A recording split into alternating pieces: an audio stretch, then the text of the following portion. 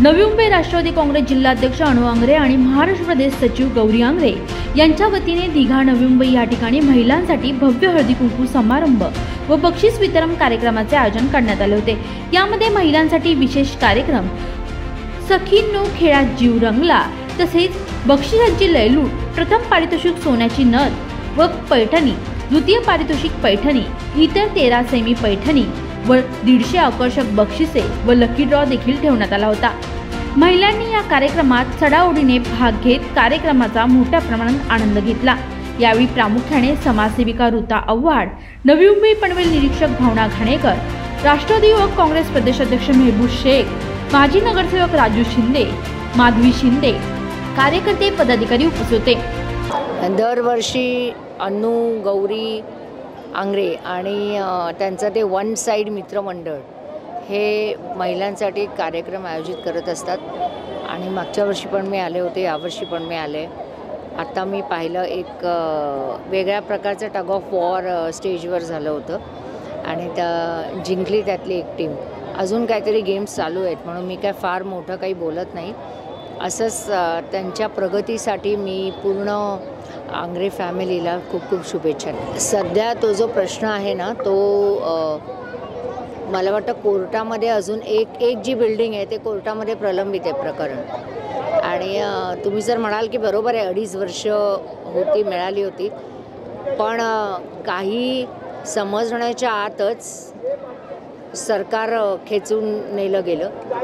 पण मला जर का परत सत्तेवर आल्यानंतर 100% आम्ही त्याचा पाठपुरावा करू। निश्चितपणाने आमचे सहकारी मित्र आणि नवी मुंबई राष्ट्रवादी युवक काँग्रेस शरदचंद्रजी पवार गटाचे जिल्हाध्यक्ष अन्नूभाई आंग्रे आणि आमच्या वहिनी राष्ट्रवादी महिला काँग्रेसच्या शरदचंद्रजी पवार पक्षाच्या प्रदेशच्या सचिव गौरीताई आंग्रे ह्या नेहमीच ह्या पहिलं आणि दुसरं वर्ष नाही तर मागच्या 7-8 वर्षापासून सातत्यानं हे कार्यक्रम करतायत। मी स्वतः मला हे 5वं वर्ष आहे आणि या कार्यक्रमात त्यांच्या खंड पडत नाही। महिलांसाठी आपण काहीतरी केलं पाहिजे या भावनेतून दरवर्षी 4-5 हजार महिला एकत्र येऊन त्यांच्यासाठी ते कार्यक्रम करतात। त्याचबरोबर सामाजिक कार्यक्रमात त्यांचा पुढाकार असतो। छत्री वाटप असेल, अनाथ मुलांना किंवा गरीब मुलांना वह्याचं वाटप असेल, असे सामाजिक कार्यक्रम अन्नू आणि गौरीताई ह्या करत असतात।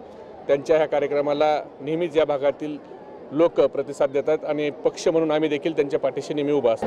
तर त्याच्याबद्दल मला काही माहीत नाही, पण महाराष्ट्राच्या जनतेची आता ही भावना झाली, कुणी जरी आलं तरी महाविकास आघाडीच्या लोकांना निवडून द्यायचं आणि मोदींचं जे भ्रष्टाचार लोकांना एकत्रित घेऊन जे काही आता शासन चाललंय, एक काळ होता की कार्ल मार्क्सने एक आव्हान केलं होतं की जगभरातील कष्टकऱ्यांनो एक व्हा, कामगारांनो एक व्हा।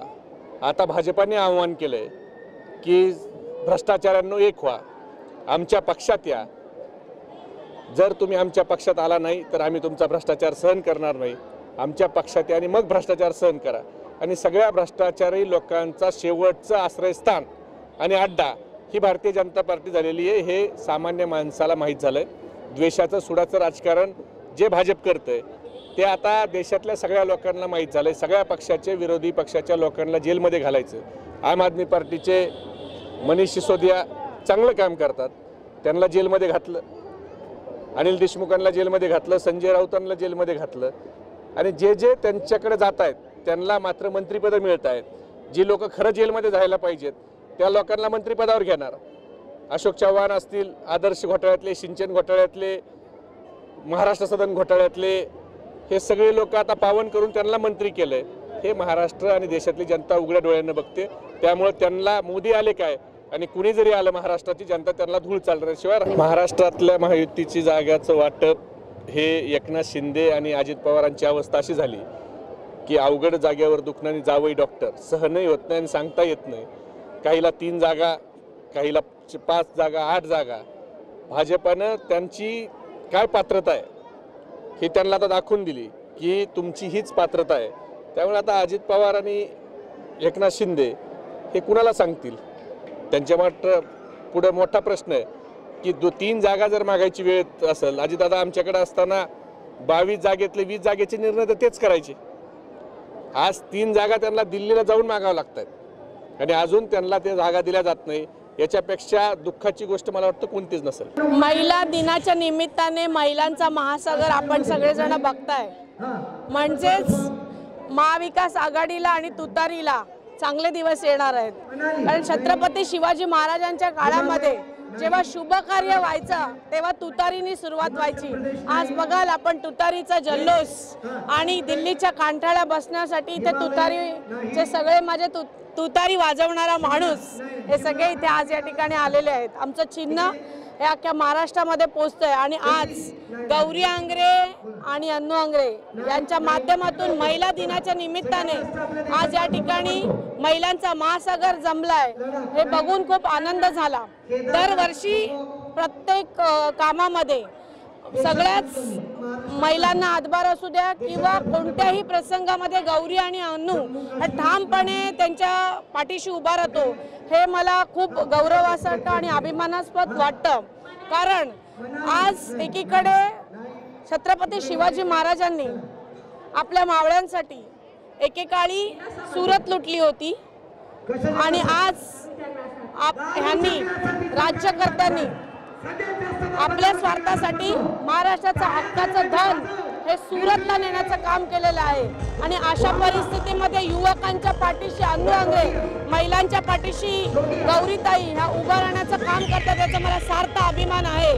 आम्ही महिलांना नेहमी सांगतो की आज हा काळ आहे, या काळामध्ये संविधान जाळलं जात आहे आणि या ठिकाणी महाराष्ट्र लुटला जातोय, तेव्हा आपण महाराष्ट्राच्या पाठीशी ठामपणे उभं राहायचं आहे। की पुढच्या काळात आमचे जेव्हा आम्हाला नातवंड मुलं विचारतील की जेव्हा संविधान जळलं जात होतं, महाराष्ट्र लुटला जात होता, तेव्हा तुम्ही काय करत होता, तेव्हा आम्ही सगळ्या गौरी आणि आम्ही सगळे सहकारी, वंदनाताई असू दे किंवा आमचे सगळे सहकारी असू दे, त्या सांगू आम्ही नक्की की महाराष्ट्र लुटला जात होते तेव्हा आमचे सगळे सहकारी आणि आम्ही आदरणीय पवार साहेबांच्या सोबत ठामपणे महाराष्ट्र वाचवायला लोकांच्या सोबत आणि साहेबांसोबत ठामपणाने उभे होतो, आम्हाला अभिमानाने सांगता येईल। एवढंच मी आजच्या निमित्ताने बोलेन आणि थांबेल। जय हिंद, जय महाराष्ट्र, जय राष्ट्र। दरवर्षीसारखं यावर्षी लोकांचं आपल्यावर तसंच प्रेम आहे, अजून जास्त चांगलं प्रेम आहे का, असंच प्रेम त्यांचं आमच्यावर राहून द्या आणि असंच आमचं त्यांच्याकडे लक्ष राहत राहील। दरवर्षीप्रमाणे यावर्षी आपण हळदी कुंकूचा कार्यक्रम ठेवला आहे आणि स्पेशली वुमेन्स डे झाल्याच्या नंतर 8 मार्चला जो वुमेन्स डे असतो तो झाल्यानंतरच आपण हा कार्यक्रम ठेवतो। तर त्या निमित्ताने मी सगळ्या दिघ्यातल्या सगळ्या महिलांना माझ्या माता भगिनींना वुमेन्स डेच्या खूप खूप शुभेच्छा देते। आणि दरवर्षीप्रमाणे आपण यावर्षी जे 13 कॉन्सोलेशन प्राइजेस, एक सेकंड प्राइज आणि एक फर्स्ट पैठणी आणि नथ असे प्राइजेस पण आपण ठेवले आहेत। तर लोकांचा पण चांगला प्रतिसाद आपल्याला भेटला आहे, तर ह्याच्यामध्ये आणि इथे माननीय जितेंद्रजी आव्हाड साहेब काही कारणास्तव इथे उपस्थित नाही राहू शकले, तर आमच्या ऋतावहिनी आव्हाड या इथे उपस्थित होत्या आणि महबूबबाई शेख पण इथे उपस्थित होते, तसेच भावनाताई गाणेकर, वंदनाताई आणि इतर राष्ट्रवादी काँग्रेस पक्ष, शरदचंद्र पवार या पक्षाचे इतर पदाधिकारी पण इथे उपस्थित होते, त्यांचे पण आम्ही खूप खूप आभार करतो। राष्ट्रवादी काँग्रेस पक्ष, शरदचंद्र पवार या पक्षाचं नवीन चिन्ह तुतारी हे चिन्ह आम्हाला भेटल्यानंतर हा पहिला भव्य हळदी कुंकू कार्यक्रम आम्ही केलेला आहे। त्याच निमित्ताने एक छोटा प्रयत्न आहे आमचा, जे तुतारी आम्ही इथे तुतारी वाद्यक ठेवले आहेत आणि हे आम्ही तुतारीचा प्रचार केला आहे, तो आमच्या माध्यमातून जेवढा आम्हाला शक्य होता तो आम्ही प्रचार केलेला आहे। आणि याच्या पुढेही आम्ही शरदचंद्र पवार साहेब यांच्या मागे एक छोटे कार्यकर्ते आहोत आम्ही त्यांचे, पण आमच्यानी जेवढं होईल तेवढं आम्ही त्यांची साथ कायम देऊ। व्हिडिओ जर्नलिस्ट विशाल शाह सह प्रिया अर्पणचा रिपोर्ट, नवी मुंबई।